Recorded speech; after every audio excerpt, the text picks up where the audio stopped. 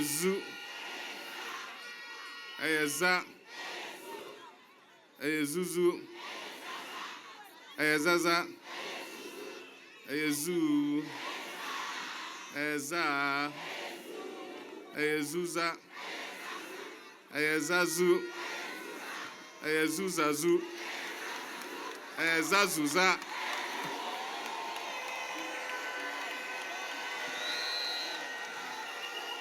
Thank you very much. Thank you very much. Let me start by congratulating everybody who took part in this walk from the beginning to the end. Even if you joined halfway, I still congratulate you. Because since we started the Unity Walks, this is the 6th region we're doing. After this, it's left with 4 more regions. And I must say, so far, this is the longest walk we have had amongst all of them.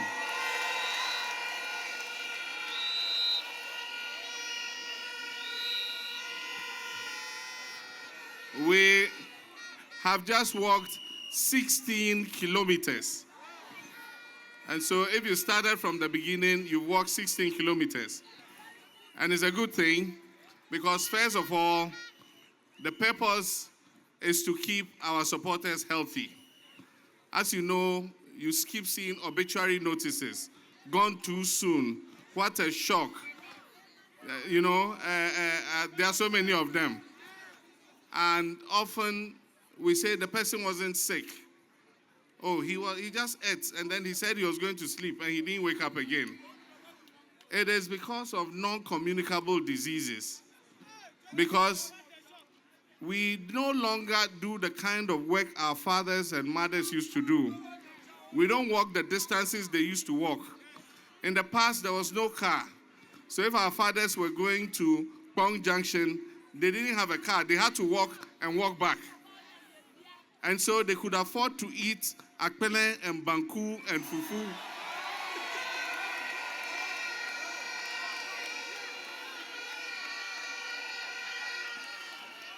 So they could eat big fufu and big akpele. But now, for every short distance, we go by car. If we're going from Somanya to Odumase, we won't walk, we'll take a vehicle. And so if you eat the same size of fufu and akpele our fathers and mothers used to eat, you die early. And so I don't say don't eat fufu, don't eat akpele. It's very nice. I like fufu, I like akpele, I like tuonzafi. But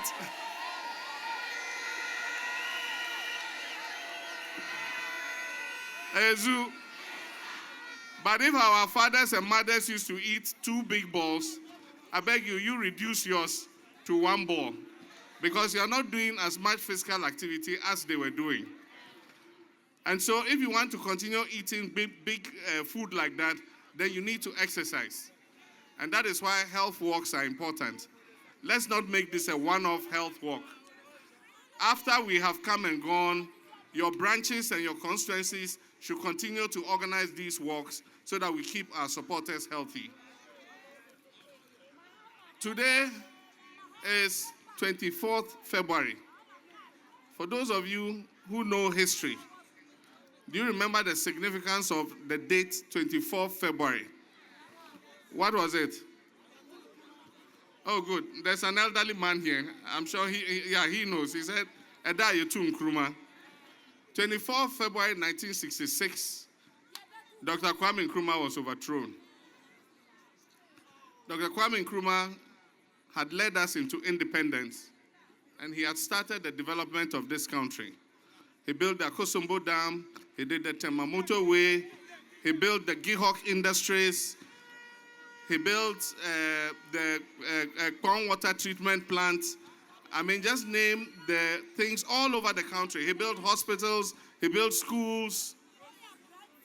But then, the opposition continued to tell lies on him. That he had gone to Guinea, to Kankan Nyame, to get medicine from Guinea, and that people were suffering because they didn't have milk and sugar. And so, together with the CIA, They joined up with the military and they overthrew Kwame Nkrumah. And Kwame Nkrumah said something when he was in exile. He said that he didn't know that it was milk and sardine Ghanaians wanted. That he wouldn't have built Akosombo. He would have distributed sardine and milk free to Ghanaians. And they say history repeats itself.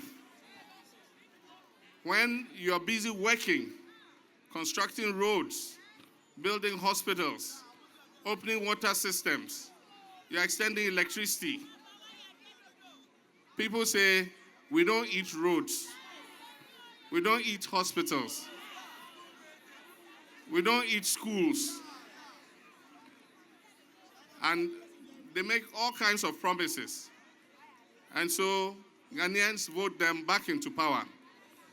I'm not going to talk about what they are doing because all Ghanaians can see for themselves.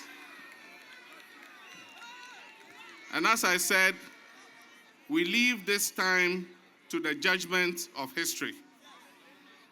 In future, when they write the history books, they will write the history of these times. But let's concentrate on our party.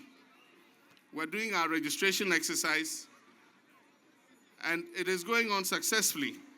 There are many people who didn't know that there were NDC branches. There are many people who didn't know where their branches were.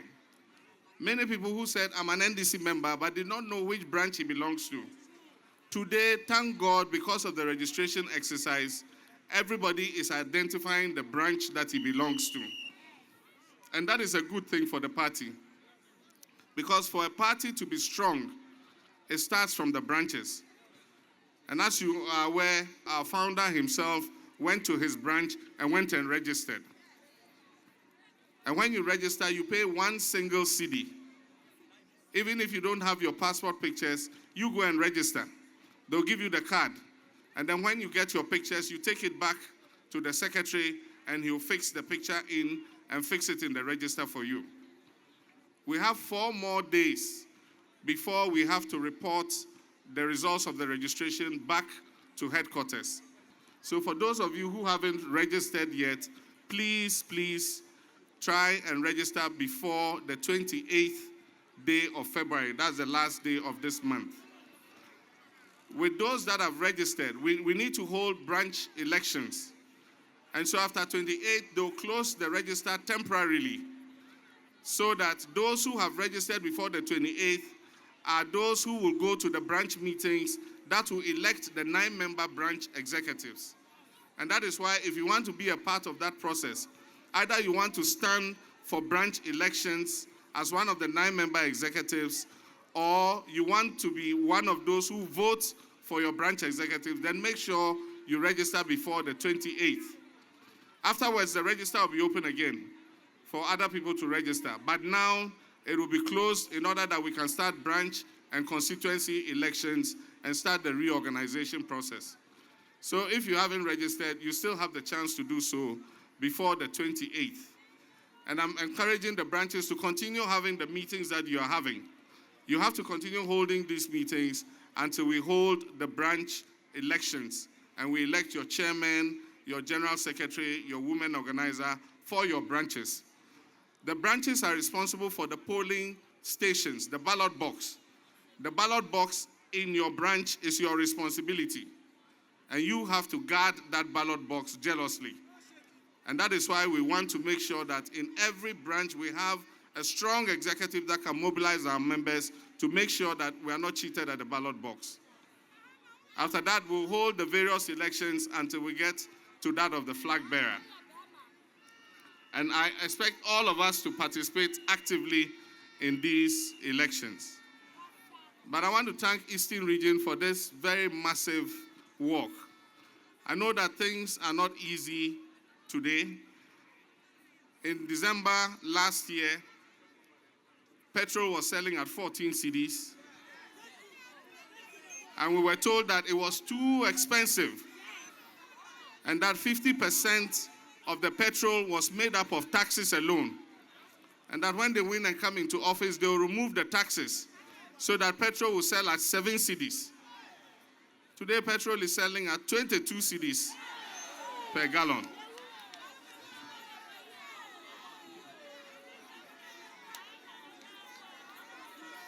But I'm even more concerned about LPG, because LPG was about 40 cedis before December 7th. Today, LPG is more than 80 cedis. And what it means is that for those who cannot afford LPG, they will go back to using charcoal. And we all know the implications of using charcoal. When you use charcoal, it degrades the environment. And so government should do something about the price of LPG particularly. There are ways of marginalizing and stabilizing the price of fuel. There are ways of doing it. We managed to stabilize the price of fuel in 2016 before we left. Even though we are deregulated, we found a way of making sure that prices remain stable. But now the extent at which they keep going up, it's a worry. And so I think it's something that government should look at. I want to tell Nana Addo that it's not too late to hold a national stakeholders conference on free senior high school.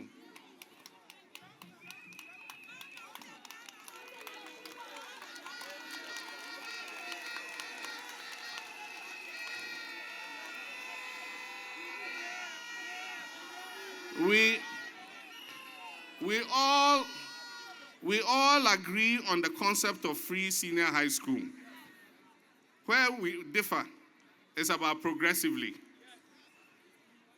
Somebody decides that he wants to implement it within 3 years. You don't have enough dormitories. You don't have enough classrooms. You don't have enough textbooks. You don't have enough laboratories. You don't have enough dining halls. You don't have administration blocks. And yet you say in 3 years, for a program that is so fundamental, you have no policy, you have no guideline, you are just implementing it in an ad hoc manner. And we say, slow down, bring parents, bring teachers, bring political parties, bring the religious leaders, bring the chiefs, bring the headmasters, bring all of us together. And let us decide on how we can implement it and resolve the problems that we are facing. When we say this, you say we are naysayers. It means we don't like free senior high school. And the point even is, we must adopt a system where those who can afford to pay are able to pay. I can afford to pay my son's secondary school fees. Why should you give me free senior high school? Identify those who need it, who cannot afford to pay, and give them bursaries so that they can pay those fees. And those who can afford to pay, let them go ahead and pay. The problem this government is facing, and it's in their own interest, is that free senior high school is absorbing all the fiscal space they have. And so almost every money you have, you're having to put into free senior high school. So you can't pay District Assembly's Common Fund, you can't pay NHIS, you can't pay Get Fund, you can't pay other salaries and things, because all your money is going into free senior high school. And the problem is that this is only first year. Most of the headmasters have said that when the money doesn't come, they use the fees of the level 2 and level 3 students who have paid fees. They use it to feed the free senior high school students. So if you go to second year and third year, and those fee-paying students are no longer there, and the money doesn't come from government, how are you going to feed these children? And so when we talk about it, we don't talk about it from our partisan interest. It will do the government good if we have a stakeholders conference and we agree that let's implement it at this pace. It will free up fiscal space for them to be able to put money into their one district, one factory, one village, one dam.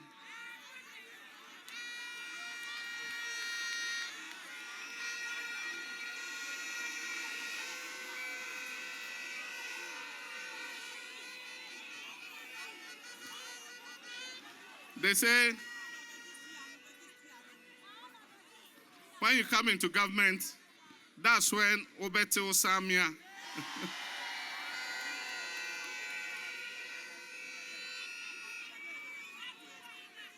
It's when you get into government, Obetil Samia. When you're outside, you think it's easy. I remember the money is there. The money is there. The money is there. It is when you come into government that you realize that, yes, government has money, but the demands on government in the various sectors are many. It's like a parent.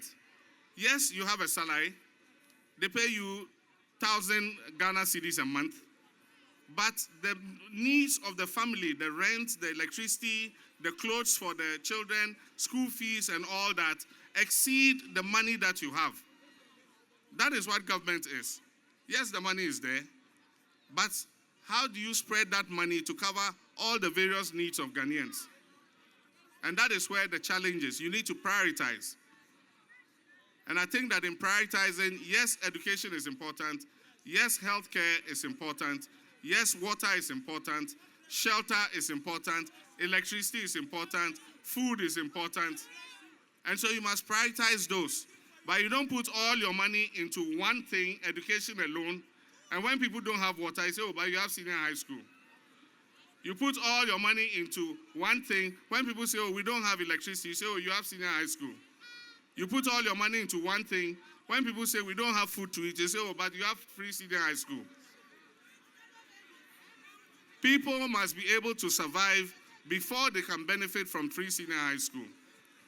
And the point even is, you say 90,000 new students have entered school because of free SHS. They are going to come out in 3 years. Where are you going to find work for them? Because you are putting all the money into free senior high school.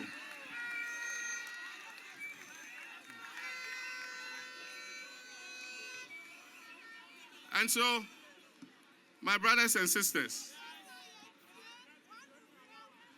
when I was in government, one of our own said that I was running a family and friends government. I'm sure now you know what a family and friends government is.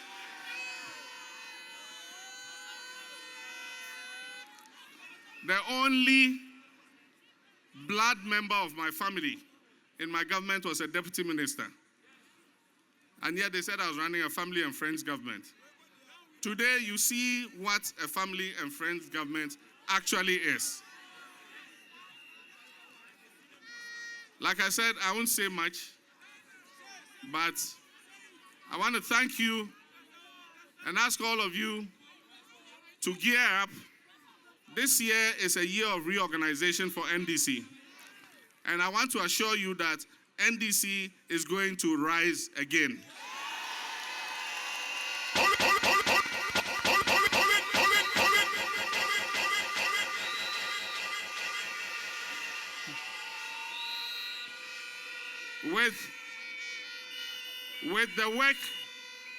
With the work that we're doing from the branch level right up to the national level, I believe that the interest it is generating in our party will get rid of the apathy that made us lose the 2016 election. NPP did not win the election of 2016. NDC lost the election of 2016. NPP did not win that election. We lost it. Because apathy was created in our ranks. Many of our people said they won't come out and vote. And so if you take the results of 2012, we got 5 point something million votes. And MPP got also 5 point something million votes. We beat them by more than 300,000 votes. If you take the 2016 elections, we lost more than 1 million votes. It means that many of our supporters refused to come out and vote for one reason or the other. Whatever the reason, they did not come out to vote. As the leader of the party that went into the election, I want to apologize to you, all of you. Forget about whatever anybody did to you.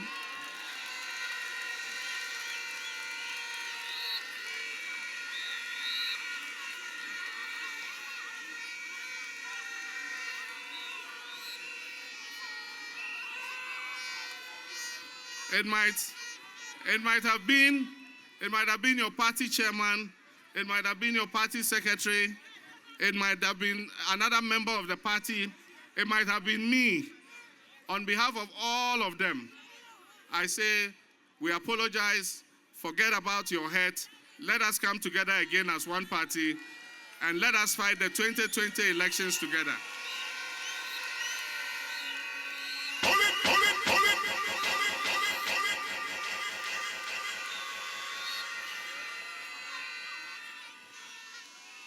Because if you look at the kind of work we were doing, if you just even take Somanya area alone, I mean, the work we did from Odumasi to the Otekpole Road, I mean, that road had been lying for so many years.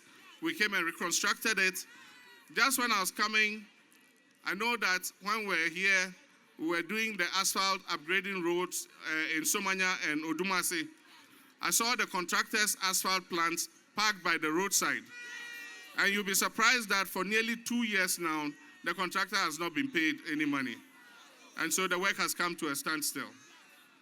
And the point is, I keep telling the government, the way that money circulates in the economy is if you pay for the projects that are done for you, so that the contractors can also pay the cement suppliers, the cement contractors can pay the iron rod sellers, the contractors can pay their workers can feed their families, women can go to the contract site and sell food, and that is how money circulates in the system.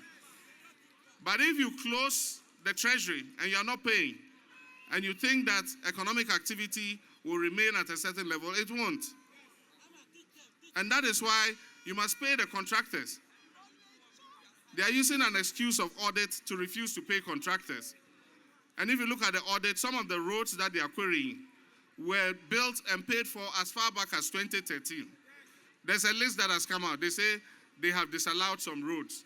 One of the contractors whose name is on that list says that, oh, I did those 2 roads in 2013. I've been paid for the contract long ago. So how can you be disallowing the road at this time?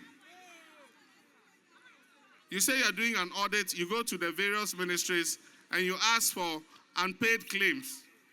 By then, we have left office. Then you go and take unpaid claims and give to the Auditor General. And the Auditor General identifies that, but some of these claims have been paid already. So who was trying to claim the money? The government that has already gone, or you who have come in? And so the thing is, a lot of this propaganda won't fly. People are living their reality. And at every one time, people will make their determination based on how their lives are. NDC, MPP promised the moon and has not even delivered the clouds.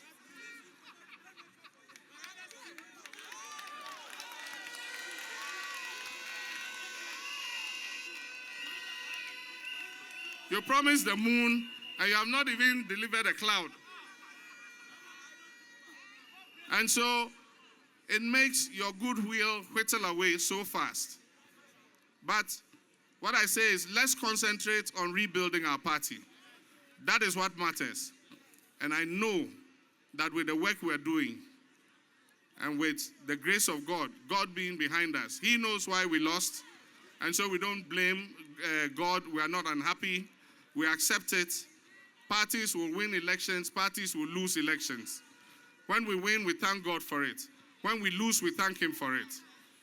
And I know that with Him behind us, if we carry out the reorganization work we're doing properly, inshallah, by God's grace,